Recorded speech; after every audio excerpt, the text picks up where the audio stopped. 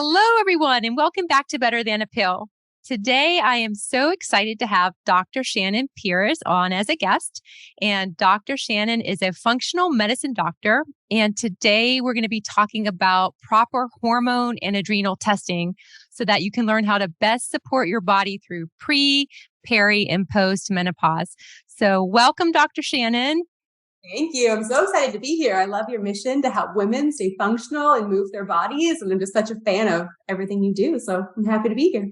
Oh, thank you. And I love your mission too to change women's healthcare through proper testing, stress management, and individualized health plans. That is awesome. It's needed badly. 100%, which is why we're here. And I just thought we'd start off by maybe telling the listeners a little bit about yourself and your story and what got you involved with your mission. Yeah. So I feel like anyone who has a big mission, it all comes out of personal struggle, right? We typically have a story that has been the catalyst to where we got. And that's me. I feel like I have lived my whole life sick. I got actually diagnosed with fibromyalgia when I was 8 years old because they couldn't figure out why I had chronic pain and why I had migraines and all of these things. At the time, my family was very, most families back then went to the doctor. Doctor said, take a pill. My mom didn't know any better. So we did. I was on 10 different prescription medications before I was a teenager, just trying to minimize symptoms. And none of it worked. In fact, I kept getting worse, not better. So even from an early age, I started getting really interested in thinking like, there has to be something else that I'm missing. So I actually really got into fitness and I got into nutrition and I actually went to chiropractic school. And I was like, this is my mission. Like, I just want to teach people how to live well. And all of that was great. And I love all of that, right? There's a time and a place for all of that. They're foundational. But even doing all of that, I still never felt great. I felt okay. I was better, but I never felt really healthy.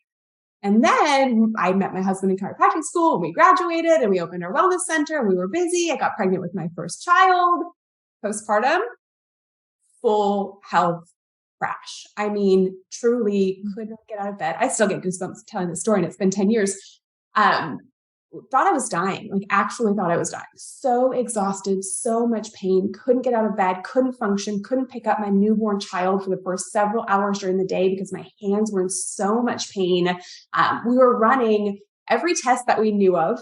I was doing all of the things. And in that experience, and I struggled for years before I really found what I now help women with, because I kept saying like, I'm the healthiest sick person I know. I'm already a doctor. I know how to eat well. I was taking all the supplements. I was doing all the things and I couldn't find answers. And through that, I started thinking like, if it's this hard for me and I have access to some of the best doctors in the world and I can't get well, like imagine what these other women go through when they don't feel good, when they know something's wrong and we're being told, you're a new mom, it's menopause, you're getting older, like all the crap that we're told that is not true any of the time. But even me, I was running into that. And from there, I realized like, holy crap, something's got to change. We've got to figure this out. And that's where I got really invested in functional medicine and learning about testing and learning about pathways and getting certified in all of that. And I found my own answers, one after the other, because there's always layers. But it wasn't until I really learned how to properly test not only hormones and adrenals, but immune system function, inflammatory markers, things that we don't typically have access to, find my actual root cause answers, like what was making me feel that way, and correct those. I can truly say I've only ever felt well for 10 years of my life, and it's this last 10. So getting healthier as I get older. But it all was because I was missing those big answers. And I think for a lot of people, especially women, that's what it comes down to. You're not just eating bad. You're not just not doing enough exercise. You're not crazy. You're not lazy. Like there is usually a physiological answer. There's a reason your body's expressing symptoms. And if you find that reason or multiple reasons and correct them properly, I fully believe vibrant health is on the other side of that. But unfortunately, most women, myself included, just didn't know where to look or what to do. So we just assume it's normal. And that's really where my mission came in. It's like, whether they choose to go the holistic route or not, I think every woman deserves to know she has options, that there is a choice that's not just hormones, medications, birth control, and then leave it up to her to choose which way she prefers. But they need to know there's options. Absolutely. And that is a blessing. And it's so good to hear because, you go to the doctor go to our gynecologist and things start going a little haywire. Like for me right now, it's perimenopause and in the, I went in to see the doctor and she's like, well, we could give you some form of estrogen. I'm like, whoa, wait a second.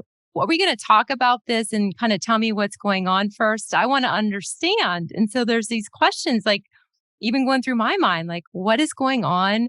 Are there steps that we can maybe look at before doing that? And then that's what kind of spurred my mind in that direction. I'm sure I'm not alone. I'm sure people listening to here, today have gone through that or, even in, we're talking about all things menopause as well. So I am so curious to hear more about this, what our options are, and so forth. So like, for example, I know we're talking about the adrenals, but tell me, what are the adrenals? Why are they important? And what do they do?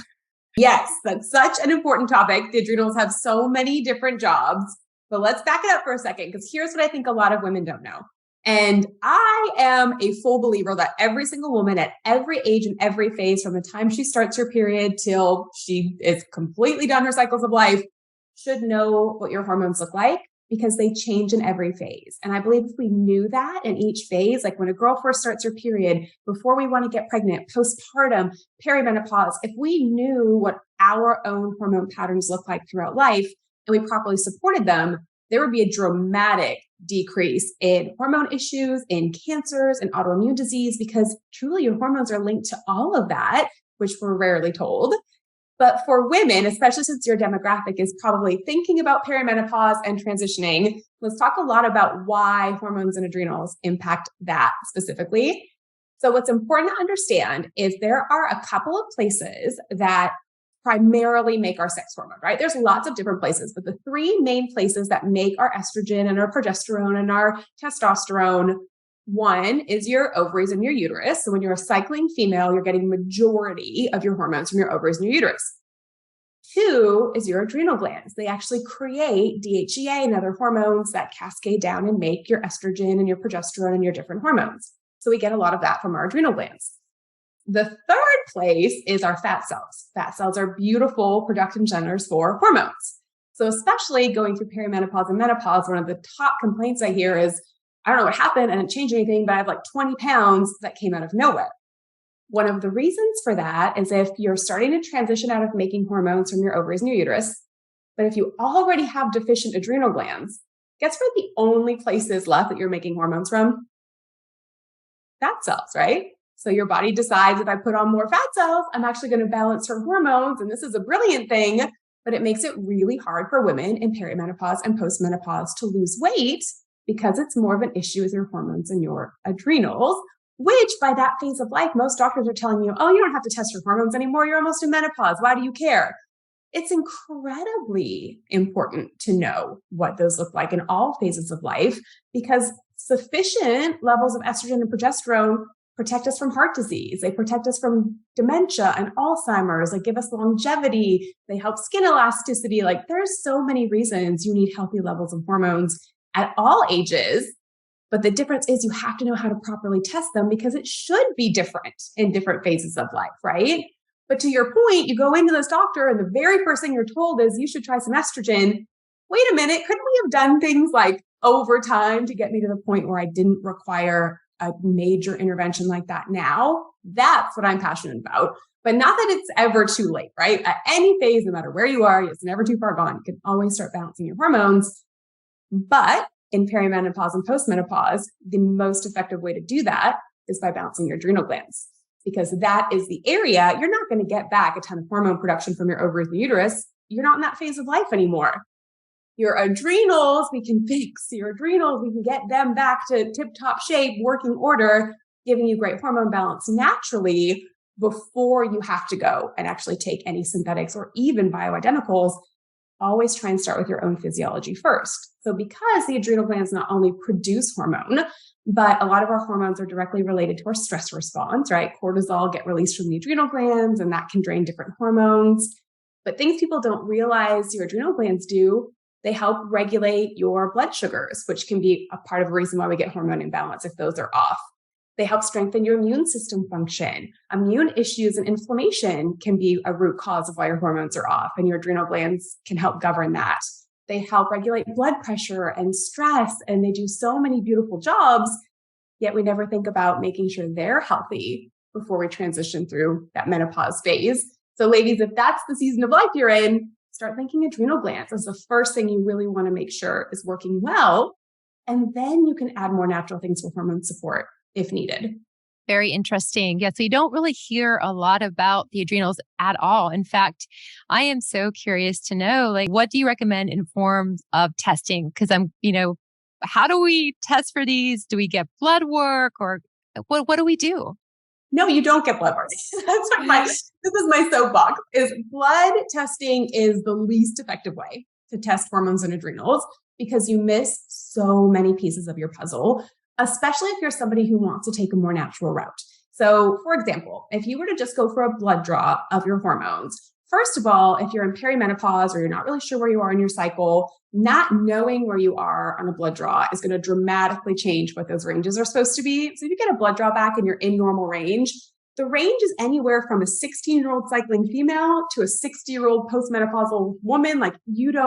Sure, you're in the middle of there somewhere, but it doesn't give you great information for where you should be physiologically. Problem number one.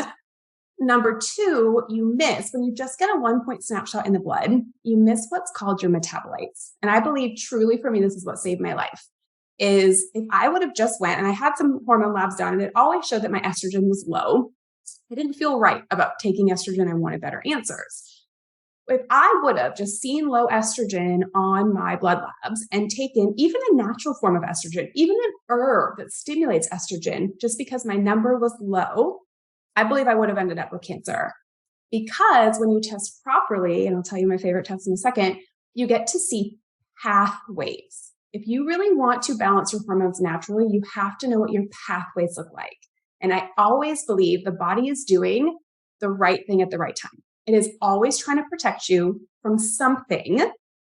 The question has to be, what is that something, right? If a number is off, there's a reason. Instead of just trying to artificially get my estrogen up, looking at these pathways, I found for myself, my root cause answer was one of my, it's called a metabolite, which is like a byproduct of your estrogen after it gets used up.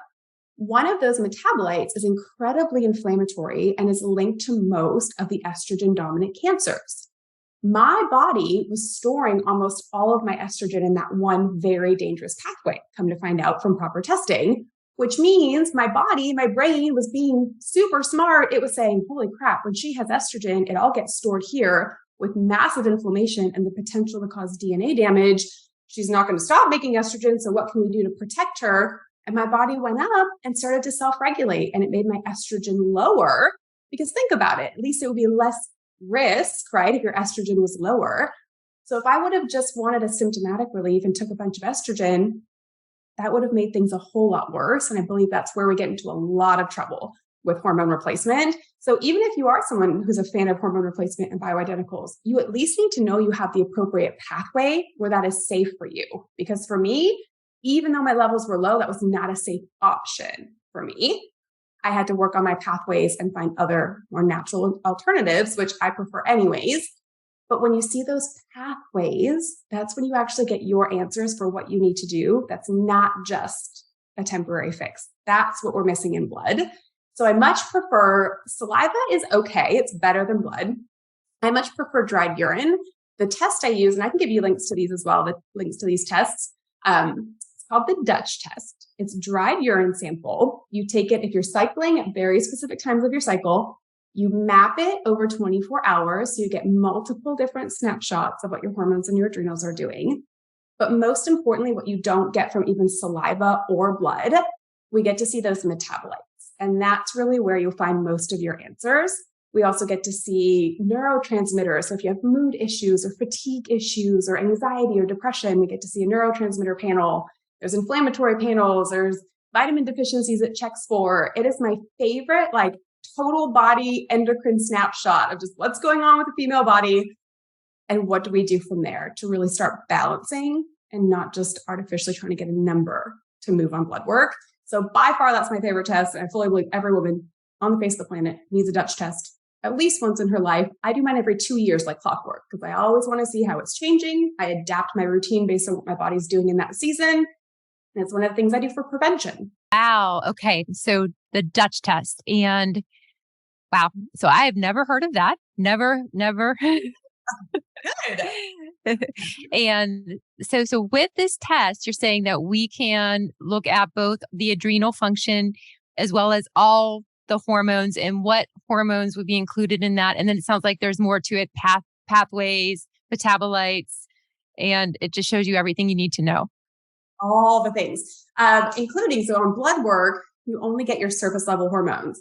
People will say estrogen as like a single hormone. Technically, estrogen is like an umbrella statement. We have 9 different types of estrogen. They only test for 2 or maybe 3 in blood. On the Dutch test, and that's where those metabolites come in. You get to see all of those, all of your testosterones plus your testosterone breakdowns, because there's more than just one type. You get to see your DHEA, your progesterone, your cortisol, all of those things. Everything. It's such a beautiful test and it's so necessary. And it's really easy to do. A lot of people are like, well, where can I find this? Or how do I do it? I'll drop links here. You can order it directly from their lab. It's a home kit. It comes at home. It's just like paper samples that you use multiple times during the day. There's kind of timings that you have to do it. You do it at home, you let it dry, you send it back to the lab. They typically release results. Their testing process is about 2 weeks because it's pretty detailed, but it's worth the wait to get a really good test. We get the results released. I work virtually with women all over the world. So we do virtual test reads with people from everywhere to go over the results and make a plan from there. But it's so accessible. It's so easy to do. And it will give you way more information than any other testing you've ever done. Dr. Shannyn, this is great. What great information. How empowering. So this test we should take, and you mentioned that we should take it, let's say if we're perimenopause at a certain time in our cycle. It can become a little bit unpredictable. How do you even know like when to take it if you're not sure when you're going to have your period? If you have it at all consistently, the ideal window is day 19 through 22. So on your first day of bleeding, you start counting and then you count out 19 to 22 days. That's the most reliable. Some women are like, I haven't had a cycle in 3 months. I don't know where I'm going to be. We will typically do ovulation testing for a couple of weeks. If you get a positive, you want to test about 3 to 5 days after ovulation. That's kind of the ideal window. But most perimenopausal women are ovulating. So at that point, you treat it as postmenopause and you can take it at any time. But we do a little bit of work for a couple of weeks to see, are you ovulating? Are you not? Is there a better window for you? And then if there's no ovulation, then those recommendations don't really matter anymore because you're not having those spikes and those declines. Okay. And I know some of our listeners today are in postmenopause. And so you're saying that this is a test that they should be doing too, the Dutch test. Yeah. I think I need to do a whole series on just that. Postmenopausal women need hormones. A lot of times we start thinking like, oh, I don't have any hormones, or I'm not supposed to have hormones because I'm postmenopause. For not only just like vaginal dryness and atrophy, it's becoming much more aware that needs good hormone balance, but truly for brain function, for anti-aging, having proper levels and ratios of progesterone and estrogen are very neuroprotective. It helps with arthritis. It helps inflammation. It's actually the number 1 heart disease risk for women is deficient estrogen postmenopause. So if you want to protect your heart, just having good, healthy levels of estrogen are important for that. What I love about the Dutch test too, and you know what's funny? I don't work for the Dutch test. I just love this test so much. I should get commission from them. I don't at all. I just love it. I need to tell them that we need to partner. But their ranges, they have it so clearly outlined that there is a postmenopausal range, what's healthy for you to be in that you need. There's a perimenopausal range, there's a cycling female range, and it's all laid out like a little speedometer. So it's so easy for you to identify, am I in the right phase for the stage of life that I'm in? Because yes, somebody in their 60s doesn't want the same hormones as someone in their 30s, but you still need hormone balance. Every woman at every age still needs balanced hormones. I see. And so you mentioned too, there are 9 different types of estrogen, 9 different types. Some protective, some inflammatory. And what a beautiful gift it is to even know that. Do I tend to make more inflammatory estrogens? And can I do something to correct that now before it becomes more problematic? Versus, no, my metabolisms of estrogens are pretty good. I don't have to be as worried. Again, nothing's a guarantee, but really the more information you have to make choices about your health, we would see a dramatic shift in just the statistics that are happening in women's healthcare.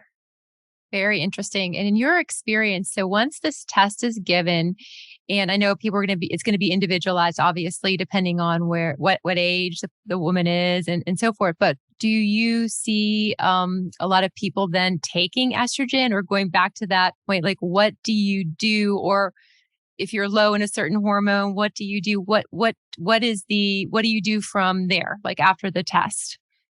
So phases of life will become really important at that point. If a woman is still cycling, and usually 45 or under, it is rare that I have to choose even a bioidentical or a true hormone, typically just fixing physiology, figuring out why the hormone was imbalanced. A lot of your hormones are converted through the liver. So if there is any things like insulin resistance or liver dysfunction, that's a big main cause. Correcting the adrenal glands, helping them manage stress, getting good movement in their body, like all of those things. Typically that paired with my choices are typically homeopathics. We do a lot of herbal remedies. Most cycling females, that's all it will take. I say all it will take. It's work, right? It's not like you take a couple things and it fixes. You have to put some effort in. But a lot of times we can correct that without having to go to true hormone replacement of any kind. If a woman has already transitioned through menopause or has had a hysterectomy, those are times that there are some beautiful plant-based bioidenticals that are very safe as long as you know your pathways. Again, I wouldn't have been a candidate for that. My pathways weren't healthy enough. But if you see your pathways and those look pretty clear and you really are just very deficient, there are some really good options that you can add for that. I am never a fan of synthetic hormone replacement, the estrogen creams and those things. That's not my choice. I have some women who come to me already on those and their desire is to maybe find a more natural alternative or see what they can switch. That's fine too. But there are certain times that it will require some heavier support, but that's going to be person specific. What is it about the estrogen cream that you're not a fan of? Lots. So if you even read the ingredients, a lot of times, it's so big about just holistic ingredients and everything. You need to read your creams just like you would your food and your vitamins. And a lot of times there's like propylene glycol in there and there's dyes and colors, in addition to the fact that a synthetic hormone for a postmenopausal woman is very similar to birth control for a younger woman, which I'm also not a fan on. That could be a whole other show as well. But anytime you give your body a synthetic hormone, it will signal similar things in the brain, but they're not metabolized the same way as your true hormone, which is why they say bioidenticals are safer, still not a riskless option. But when you have a synthetic, it's not metabolized the same. It gets stuck in tissues differently. It's not having the same kind of downward effect on the other hormones that it's supposed to. So you may get a temporary relief, but really it's very hard on your body to metabolize a synthetic hormone. So with a bioidentical is what you're saying. They are a plant-based form of hormone. There are several different versions of them. I prefer the plant-based one and the cleaner you can get, right? Find a company that doesn't use chemicals and toxins. Find a company that has quality standards around their ingredients and use the least amount possible based on patterns that you know are right for your body. So some people might need just a very little bit of support. Some women might need a little bit more, but that means we also have to double down on extra adrenal support so her body can use it appropriately. Rarely is just starting a hormone cream or pellets or even an oral, just that is almost never the answer, right? There's always multiple pieces. If you really want to take care of your body holistically, right? It's the same with movement and stretching and pain. I wish I could give you the one thing that will fix everything. It doesn't normally work that way. And especially when it comes to hormones, if you are going to take any type of replacement, you better make sure all of your pathways and your liver and your adrenals are working really well to be able to handle the burden of being given a whole lot of hormone. Yes, that makes sense. It's not just one thing. If we're looking at the whole picture. And, over the years, I'll have women come to me and, whether they're postmenopausal or perimenopausal, to do the movement that I teach because it's helpful. That's one good thing they may have been told by their doctor. But I'm realizing even by myself, because I live and breathe this stuff, that there's more to it, right? The movement is just not the answer, right? 100%. And so this is what it's just fascinating to me to understand. First of all, there are options. A, great. And then too, that there are solutions. And in your experience, you're seeing women being helped through different means than our traditional medicine is showing us with the estrogen or whatever they may be giving us. And I'm just curious to hear a little bit about that. Yeah, truly. And we hear this a lot, but because our experience is not always in alignment with this, menopause is supposed to be a beautiful transition that actually takes some of the burden of cycling off your body, right? It's supposed to be this time that like you don't have to plan around that anymore and you transition into menopause. There's a lot of cultures that transition's quite seamless, right? They don't have the mood issues and the hot flashes and the weight gain and the things that we're experiencing in our culture. And most of that is because your hormones decrease dramatically through perimenopause and menopause. Most women, because of stressful lifestyles and chemicals and birth control and all of these things that we don't properly regulate in our first 5 decades, we're transitioning into menopause already in a depleted state. So when you're already depleted, you have low functioning adrenal glands. Most women have some type of thyroid condition, whether it's diagnosed or not, some low functioning thyroid paired with already weak hormones. And then you go through this transition where they get even lower. It feels very dramatic. Some women struggle like crazy symptoms going through menopause, but it's because of a previous imbalance that now that has become more dramatic. So the ideal situation is in pre-menopause, perimenopause. If you can fix things then, you're going to have a much easier time transitioning through. But even if you're part way through or all the way through and still struggling with different symptoms, it's never too late. And watching a woman be able to gain back just that vibrant health, that she has energy again, likes the way she looks and feels in her body at any age is so beautiful. But it really does take that combination, right? Nutrition's a factor, movement's a factor, proper testing is a factor I think most people are missing, having the right strategy and protocol for you. And for a lot of these women, they need someone to help guide them through it. Just like I'm sure you find people with movement is they don't really know where to start. What do I do? How do I do any of this? So having some of that guidance takes away a lot of the confusion and makes it feel so much more doable, which is where I feel like the women I work with get really cool results is they just know exactly what they need to be doing for their body without having to guess and try a bunch of different things until something works. And that's one of the most powerful things about testing is you can try 15 different things and be really frustrated and really disappointed that it's not working for you. Maybe it just wasn't the right thing. And testing helps us minimize that guesswork, which is really nice. Oh yeah. And then the fact that I like the fact that there is a lab, a test where you can get concrete data that's real. To me, that sits well. And the fact that mainstream medicine doesn't know about this blows my mind. Yeah. It's like, I thought that if they would just run this test, and it's not big compared to some of the tests they run that are phenomenally expensive, like this would be a very affordable thing for them to piece into healthcare that could help women. And truly, that's my legacy project, right? I want the world to know that these things are available to them. They deserve to know it. And whether mainstream media or mainstream medical system and media adopts that, or I'm kind of thinking that I probably have to create my own kind of insurance medical situation that provides more of this stuff for people. So if they won't come along, that's fine. I'll do it myself. We just got to get this in the hands of as many women who need it because it's important. it is. And we don't really even talk enough about what actually is going on. For example, what can we expect when we enter perimenopause or postmenopause? Because just in my personal experience, I consider myself pretty healthy. I, live whole, try to move. I, practice what I preach. But I had some recent symptoms where, first off, I couldn't calm my nervous system down.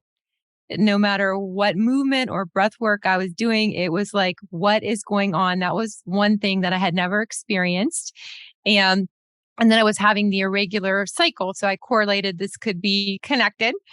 And then the other thing was the insomnia that hit me. Like, oh my goodness, you mean I'm not going to be able to sleep too? Okay. So everything else, now I'm tired. Right. It's like, so I'm sure I'm not alone.